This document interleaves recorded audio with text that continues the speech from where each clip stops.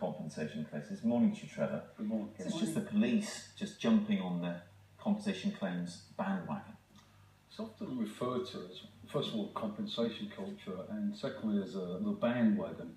I think it's largely because people don't really understand what the injury claims process is.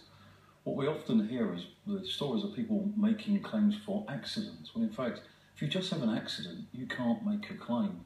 These accidents are accidents that arise from negligence. So if another individual is negligent, and they will be insured because the law in this country requires, for the most part, insurance to be in place, then what the compensation for is for the injuries and for the losses that arise from that negligent act.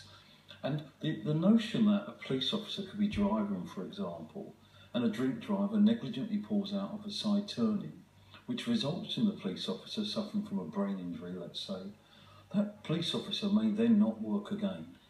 Trevor, I think in cases like that, no one would argue that a police officer is entitled to compensation. But the problem is the headlines that we're reading about are people who trip over on a curb on the way to a burglary or have a minor incident in their Panda car. Incidents that police officers like Jackie Haynes, who was from Crime Watch, said that in her day, that was just all part and parcel of the risk of being a police officer. Well, I think you hit the nail on the head there, the headlines that we read about. But actually, for the most part, we are talking about police officers who do a very, very hard, a very tough job.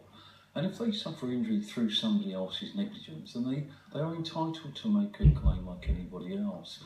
The fact that they are more likely to be put at risk should not mean that they should be afforded less protection.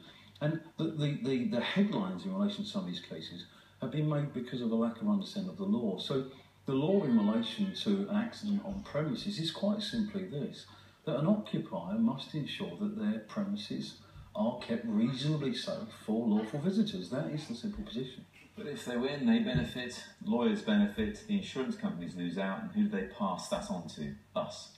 Well, when you say they benefit, what you actually, that there is a benefit for them, and that is this: that the insurance monies are used for rehabilitation, for example. So that same example I gave you of somebody with a brain injury, the funding will be used for neurorehabilitation and treatment. We're not talking about those kind of people. We're talking about the people who, as Helen said, are trying to claim for tripping over a curb or just everyday sort of occurrences that most people would just, deal with. Well, you're still talking about people that have suffered injuries that will require treatment.